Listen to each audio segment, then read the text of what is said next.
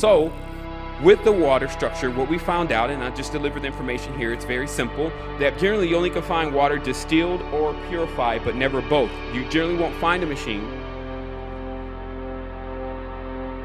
that will distill and then purify the water. And this is important because you generally have these like the Jupiter Athena. We got her back in the room getting schooled too. The only purifying tap water, right?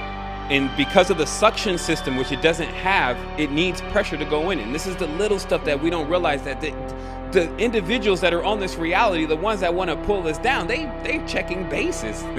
They're hoping that you never get it, but they have at least set something up. Well, don't make the thing with the suction device, because then they'll actually start sucking up like some of their good water and then putting it through here, right? So this is some of the Achilles heels to it. But what I'm saying is, you get the distilled water, wipes it from everything. It's not really even water. It's just as soon as water is bleach is water. It may be clear, but they're not the same substance. And that's what people need to see, but they can't see. Because you can't, all water looks clear to us, right? But it's not really clear. So you need, about the water. Now, I have things set up so that when the rain or the dew or whatever, it comes into a holding tank that I have that's, purified. And then what I do is I boil it.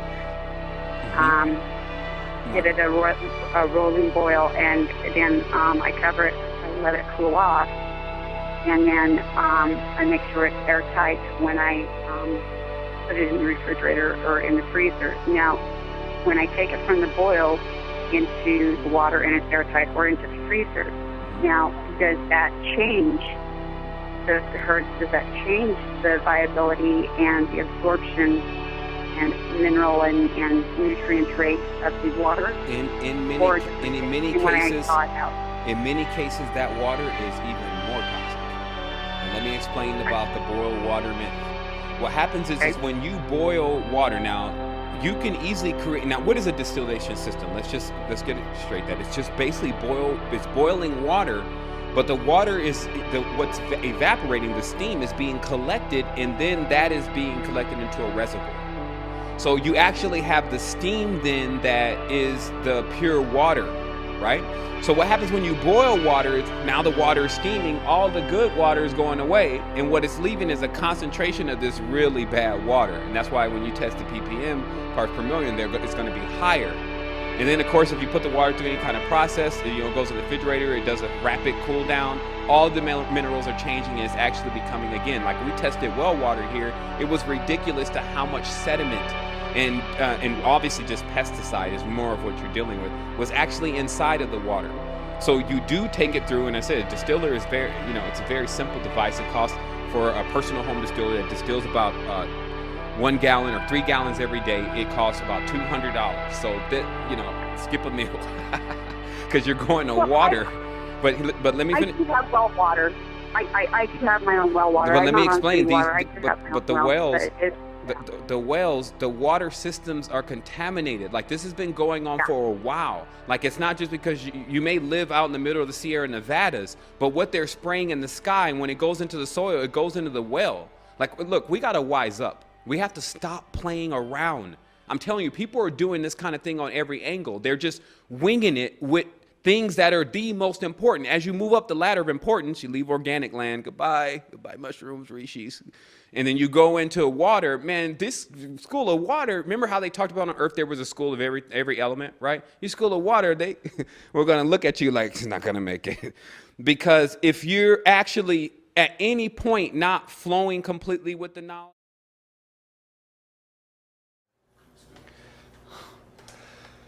Okay, we're going to go ahead and begin here, because obviously we've got this working. We're just chopping down the cable a little bit, but what we're doing here is we're going through the next step of our water process, which is water purification, heavy levels of water purification.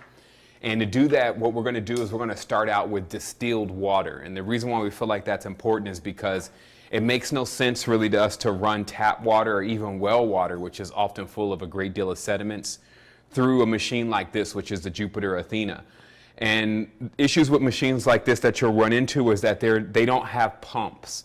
So in every tense, it relies on the water, the pump from your tap that's hooked to your normal water supply to get water directly into this machine. So in every essence, it's very difficult to try to run any kind of water through this kind of purification system beside tap water. And then you obviously could imagine the problems with that is that it will filter that water, but this type of filter still can't get rid of the deposits that have dissolved in the water, which is what you would find with a distiller. But the issue is with distilled water is unstructured.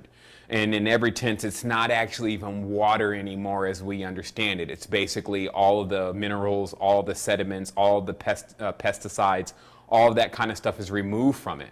So the next process that we want to take it through then is we want to put it into something like this Jupiter Athena, which will alkalize it or add acid depending upon what you're doing with the water, also ionize the water, and then obviously the next level of our whole experiment is to then magnetize the water. But first, this is a process, actually it's been a long time coming because of just working with the design to figure out how we would pump water back into this. Also the realization that you need to distill the water, etc. So the process is simple: distill the water, then you're taking the distilled water, filling up something like this or a fish tank. We're in Costa Rica, so it's a little bit difficult to get things, especially in the area that we're at, so we're just using this for now. But a fish tank would be more optimal, especially since it's made out of glass. You can kind of reduce plastic. And then from there, you would pump this, as we're going to show you now, into this machine. And what I found with this kind of machine is it comes with several different attachments. We were able to take this attachment and then just put a hose onto it with a simple clamp. And then that allows it to force water into this device and distill the water. So we're going to go ahead and dump this out. What we've done now is we're actually going to run this through a couple processes, which we advise that everyone do, especially if you're using hoses like this, because obviously there's sediment buildup, plastic taste, all that kind of stuff in this. So we're going to basically run this device quite a bit to allow all of the cleansing of not only the sump pump, but also the tube to take place. But we've already tested this and it does work. So let me just cut this tube, which is the final process that we wanted to, we wanted to make the tube shorter. So let's do this. Let's give it some room to breathe, and then we'll just take it from there. It's pumping that water into it. Now, obviously, this is to get a faster, to get this to produce water a lot faster. You want to get all the air out of the tube, which is something that we had going on here earlier. But I just have to now clear the tube and then get enough water in the tube, and then it'll start producing this water fast. However, obviously you can see by the color of this water that's a lot more acidic. We're still dealing with tap water here in every tense, so we'll be running distilled water through this. And that pretty much makes up, it's in the water, I guess this would be series 3. And we'll return when we are then showing how to actually magnetize and restructure the water. Wholeness. Empty your mind. Be formless, shapeless, like water. Now you put water into a cup, it becomes the cup. Put it into a teapot, it becomes the teapot.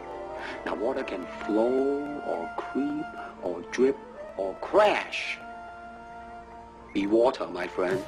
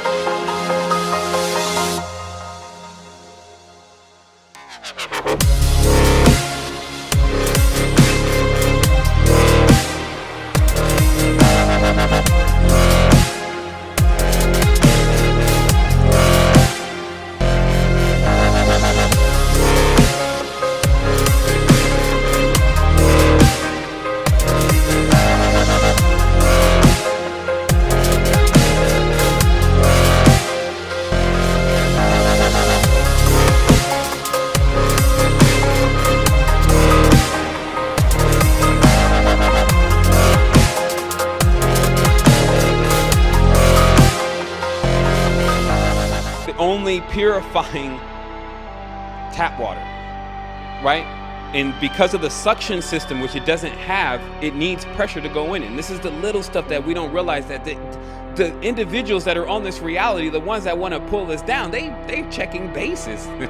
They're hoping that you never get it, but they have at least set something up. Well, don't make the thing with the suction device, because then they'll act, it's not really clear. So you need, about the water. Now, I have things set up so that when the rain or the dew or whatever, it comes into a holding tank that I have that's, purified. And then what I do is I boil it. Give it a rolling boil, and then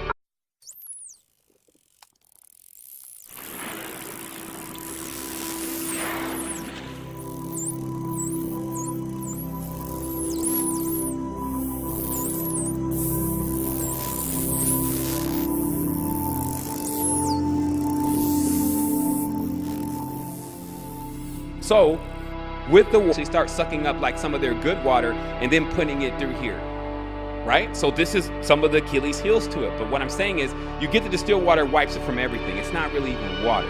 It's just as soon as water is bleach is water. It may be clear, but they're not the same substance. And that's what people need to see, but they can't see. Because you can't, all water looks clear to us, right? But water structure, what we found out, and I just delivered the information here, it's very simple, that generally you only can find water distilled or purified, but never both. You generally won't find a machine that will distill and then purify the water. And this is important because you generally have these like the Jupiter Athena. We got her back in the room getting schooled too.